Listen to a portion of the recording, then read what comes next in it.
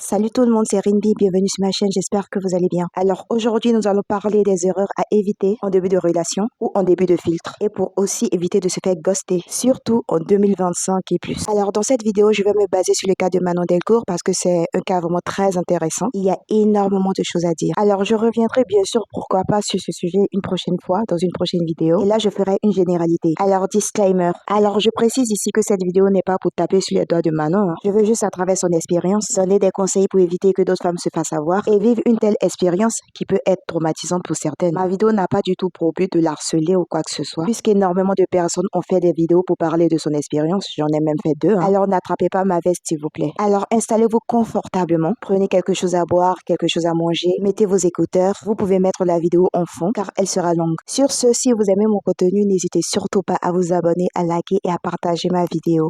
Ça me ferait énormément plaisir. Merci beaucoup et sans plus tarder, commençons la vidéo.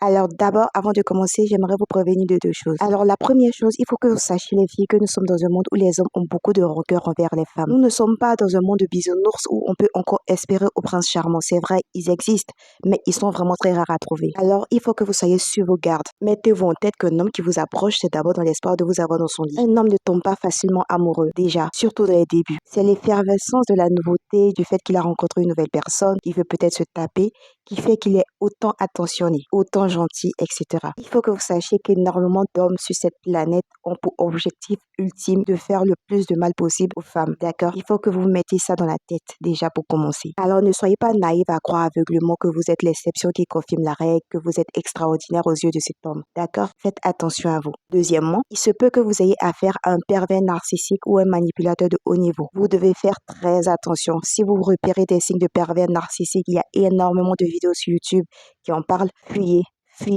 très loin. Même les spécialistes vous diront de fuir. Dans le cas d'un manipulateur de haut niveau, je vous donnerai quelques petits signes, mais ne restez pas. Bloquez-le, éloignez-vous de lui le plus rapidement possible. Sinon, vous aurez que vos yeux pour pleurer et n'essayez même pas de le faire changer ou d'espérer qu'il change. D'accord? Alors, malheureusement, la vidéo intégrale n'est plus disponible sur la chaîne YouTube, mais j'ai eu l'occasion de la regarder intégralement. Et des personnes qui ont déjà regardé sa vidéo pourront confirmer ce que je dis. Alors, la première erreur de Manon, c'est qu'elle a posé les yeux sur une célébrité. Laissez-moi vous expliquer. Elle a précisé dans sa vidéo que cette personne faisait partie de la télé-réalité koh. Je ne dis pas de ne pas sortir avec une célébrité ou une star, mais il faut savoir qu'il y a son lot de conséquences. Les personnes célèbres ont beaucoup d'opportunités, elles ont beaucoup d'options et énormément de personnes les veulent et leur tournent autour. Elles vont dans des clubs, elles vont dans des endroits privés, elles rencontrent énormément de monde. Énormément de célébrités sont infidèles, on prend le cas de Neymar par exemple. Dans le cadre d'une célébrité masculine, je ne pense pas que tu feras l'exception face à la multitude de femmes qu'il a en DM. Surtout qu'elle a précisé qu'il est très beau et bien tracé physiquement, enfin selon elle bien sûr. Franchement les filles, moi je vous conseillerais de vous tenir à carreau des célébrités car on ne sait pas vraiment à quoi s'y attendre. Soit ils ont une meuf qu'ils aiment énormément, avec qui ils sont depuis très longtemps, qui supportent peut-être leur infidélité parce que oui, ils peuvent ne pas être infidèles. Soit vous serez une parmi tant d'autres. Alors faites attention. Ouais, il peut arriver qu'une belle histoire d'amour peut naître. Voilà, je ne dis pas que ça ne peut pas arriver, mais ne soyez pas trop optimiste, d'accord? Ensuite, elle a fait une erreur qu'énormément de femmes font. Elle a cru que lorsqu'un mec regarde tes stories, lorsqu'il like tes stories, lorsqu'il commente tes stories, ça veut dire forcément qu'il t'aime bien. Alors, ce n'est pas parce qu'un mec like tes stories, lorsqu'il regarde tes stories, lorsqu'il commente, qu'il met des j'aime, que ça veut dire qu'il t'aime bien en fait. Déjà, c'est possible qu'il veut juste attirer ton attention. C'est possible qu'à travers tes stories, il analyse ta personnalité. Comme ça, lorsqu'il viendra vers toi pour te manipuler, il saura comment s'y prendre. C'est possible, oui, que tu lui plaises physiquement, mais ça ne veut pas dire qu'il t'aime. Je ne dis pas que c'est le cas de Manon, je ne dis pas que c'est ce que Manon a pensé, non. Mais il y a plein de femmes qui pensent ainsi. Ou dans le pire des cas, c'est possible qu'il fasse ça avec énormément de femmes. Et ça peut arriver dans le cas où c'est une célébrité, comme je l'ai dit précédemment. Alors dans ce genre de cas, moi je propose de ne pas du tout se précipiter et surtout de ne pas se faire d'idées. Manon, dans son cas, elle s'est précipitée, elle a même commencé à imaginer des choses à travers les commentaires que le mec lui faisait. Limite, elle a commencé à créer des liens avec lui alors que le mec ne l'a même pas encore contacté. Et je vois venir les meufs au fond de la classe qui ont été victimes de ghosting. Le mec revient, il like à nouveau tes stories, il commente tes stories, tu me le dégages rapidement, c'est de la manipulation, d'accord? Un mec qui te ghost, tu ne le fais plus jamais entrer à nouveau dans ta vie. C'est parce que les gens ne se rendent pas compte de la souffrance psychologique qu'impose le ghosting. C'est la raison pour laquelle il minimise cet acte. Ensuite, l'erreur qu'elle a fait, c'est de faire le premier pas. Manon nous a expliqué dans sa vidéo que c'est elle qui la DM en premier. Alors moi, je suis très ouverte d'esprit. Si ça tenait qu'à moi, bah, ça ne serait pas un problème. Mais nous sommes en 2025 et énormément d'hommes commencent à régresser. Certains hommes sont de plus en plus sexistes et misogynes. Dans un monde où les femmes n'ont toujours pas le droit de s'habiller comme elles veulent et que leur body count est tout le temps mis en avant. Dans un monde où pour n'importe quoi, pour n'importe quel motif, la femme est traitée de PUTE, de Tana, vous faites très attention. C'est toi qui as fait le premier pas. Malgré toute l'énergie qu'il avait pour commenter tes stories, tes statuts, etc., il n'a pas eu assez d'énergie pour t'écrire directement. Qu'est-ce que tu penses qu'il va penser si c'est un homme qui est très mal intentionné? Et crois-moi, il y en a des tonnes. Il va te traiter de fille facile. Il va se dire que c'est toi qui as besoin de lui et pas le contraire. C'est lui qui aurait dû faire le premier pas. Les filles, n'oublions pas que nous sommes les prix. C'est vrai, nous sommes en 2025,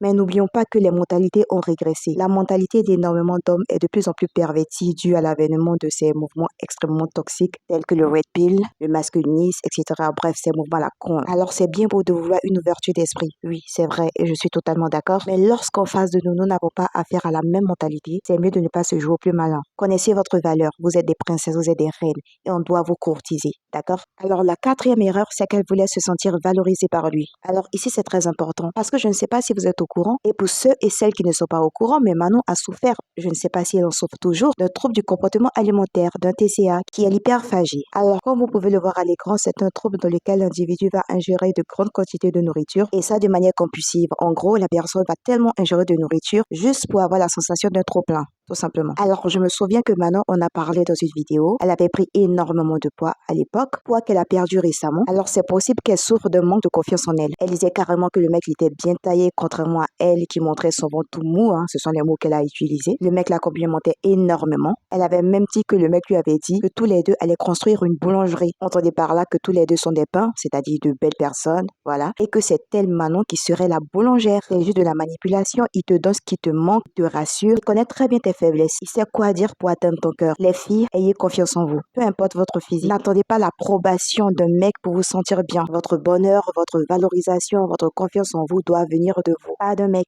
C'est l'une des techniques les plus classiques en termes de manipulation. Te donner ce qui te manque. Te donner de l'amour quand tu n'en as pas. Te faire te sentir belle quand tu te sens moche, etc. Alors, je ne dis pas que c'est tout le temps de la manipulation. Il y a des mecs qui sont vraiment sincères dans leurs compliments, c'est vrai. Mais dans énormément de cas, c'est de la manipulation. Ils vous disent ce que vous voulez entendre. D'où l'importance d'avoir confiance en soi parce qu'en soi, s'il le dit, bah, vous ne serez pas plus touché que ça puisque vous savez ce que vous valez. Alors faites attention les filles, soyez heureuses toutes seules, valorisez-vous vous-même. Votre bonheur doit d'abord venir de vous, de sorte à ce qu'aucun élément extérieur ne puisse l'ébranler. Alors la prochaine erreur, c'est que c'est elle qui entretenait la conversation. Elle a dit carrément que c'est elle qui parlait plus que le mec. Le mec n'était pas très investi, C'est pas très bon signe les filles. C'est vous qui devez rester en retrait et analyser, observer pour voir à qui vous avez affaire. Alors déjà, c'est toi qui as fait le premier pas et c'est toi qui entretiens la conversation. Enfin, je veux dire, ça se voit que le mec n'est pas si intéressé que ça. Il y avait déjà des red flags, mais elle a choisi de les ignorer. Très très grosse erreur les filles. N'ignorez jamais, mais je dis bien jamais les red flags. Franchement les filles, si vous êtes en début de relation ou en début de filtre et que le mec s'éloigne légèrement, il est plutôt en retrait, il n'est pas investi dans la conversation, vous devrez commencer à abandonner en fait parce que ce n'est vraiment pas bon signe. À moins que le mec soit timide, mais je doute que dans son cas, le mec était timide. Pas du tout en fait. Ensuite, la prochaine erreur, c'est qu'elle était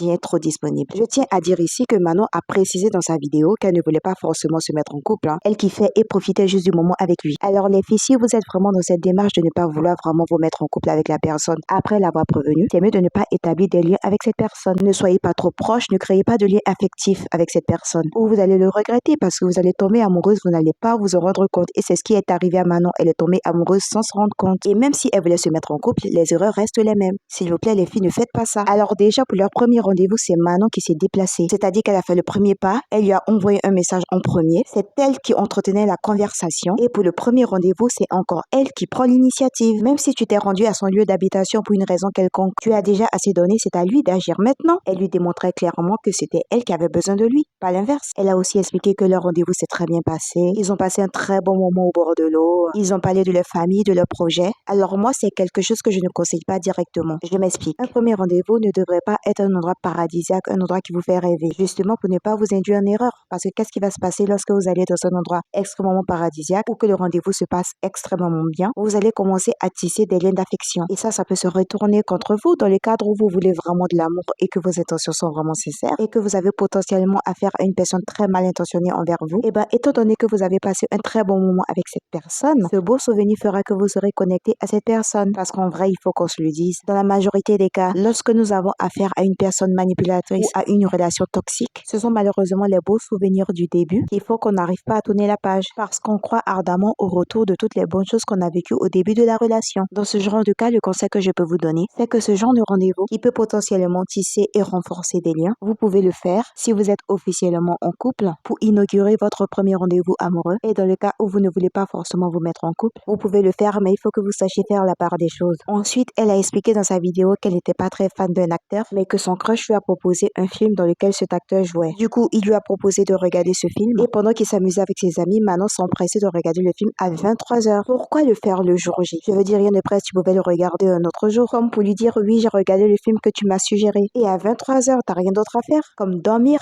par exemple. Mais non, toi, tu regardes un film que ton crush t'a suggéré avec un acteur que tu n'aimes pas à la base, à 23h en plus. Vous voyez ce que je veux dire? C'est-à-dire qu'elle s'est complètement oubliée et qu'elle a mis son crush en premier plan. Ne faites pas ça, les filles, ne faites surtout pas ça, surtout pas en début de relation ou en début de filtre. Et plus tard dans la soirée, elle a eu une discussion avec le mec le jour J du rendez-vous. Du coup, le mec lui a demandé est-ce que tes portes me seront grandes ouvertes lorsque je viendrai te voir? Je parle du même soir du rendez-vous, hein. Et elle a dit oui. Mais franchement, qu'est-ce que tu espères si un mec vient te voir à une telle heure, au fait? Il va vouloir le faire avec toi? Imaginons s'il t'avait vu, même si tu portais plainte et que tu montrais les preuves, les gens allaient rejeter la faute sur toi parce que c'est toi qui as dit que tes portes lui sont grandes ouvertes. Et bien sûr, je ne le justifie pas, d'accord? Absolument aucune raison n'est bonne pour se faire ver, mais nous sommes dans un monde tellement cruel et tellement injuste que c'est préférable de prendre ses précautions et ses dispositions. Alors le mec est venu, ils se sont embrassés et voilà. Pour le baiser en soi, je n'ai pas grand chose à dire, hein, mais elle était tellement disponible que sans grande surprise, le mec a commencé à s'éloigner d'elle. Il n'y avait plus vraiment de défi ou de challenge le concernant. Elle lui mangeait déjà dans la main. La preuve, le lendemain, le mec n'a pas vite répondu à l'un de ses messages, ce qui a conduit à une dispute. Si un mec commence à devenir distant, ce n'est généralement pas bon signe. Vous aussi, éloignez-vous. N'hésitez surtout pas à le faire. Dans la majorité des cas, il reviendra de lui-même. Mais je ne conseille pas de le reprendre. Et si il ne revient pas, j'ai envie de vous dire, tant mieux. La seule exception, c'est qu'il s'est passé quelque chose de réellement grave dans sa vie. Mais là encore, je trouve qu'il devrait être honnête et en parler avec vous au lieu de s'éloigner. Alors la prochaine erreur, ou je dirais les prochaines erreurs, c'est qu'elle a couché bien trop tôt et qu'elle ne s'est pas protégée. Alors Manon nous a expliqué que suite à l'embrouille du texto répondu bien trop tard, ils se sont vus pour en discuter. Déjà, si le mec commence à répondre tardivement à tes textos alors qu'au début ce n'était pas le cas, je conseille généralement de fuir. Du coup, ils se sont vus et il s'est passé ce qui devait se passer. Ils ont eu des rapports. Ne faites pas ça les filles. Déjà que vous êtes en début de relation et que vous vous disputez pour une chose aussi banale, et suite à ça, vous donnez l'accès à votre intimité à ce mec. Et concernant le fait de coucher trop tôt, oui, je sais ce que vous allez me dire. Coucher tôt n'est pas obligatoirement dramatique. On peut totalement être ouvert d'esprit et le faire. Mais comme je l'ai dit précédemment, de nos jours, l'ouverture d'esprit n'a presque plus sa place. Surtout avec cette nouvelle génération de mecs complètement matrixés. Oui, coucher tôt ou tard ne détermine pas forcément ta valeur aux yeux d'un mec, mais cela reste un pari risqué. Personnellement, je ne vous conseille pas de coucher trop tôt, car vous pouvez offrir votre corps à quelqu'un qui ne le mérite pas du tout. Et dans un autre cas, cela risque de vous dévaloriser aux yeux de plusieurs mecs. Oui, c'est vrai, c'est notre corps, on fait ce qu'on veut, mais je vous conseille de faire attention. Déjà qu'il y a des femmes qui sont des saintes contraintes de PUTE, alors ne donnez aucune opportunité à un mec de vous regarder de travers. Et peu importe votre ouverture d'esprit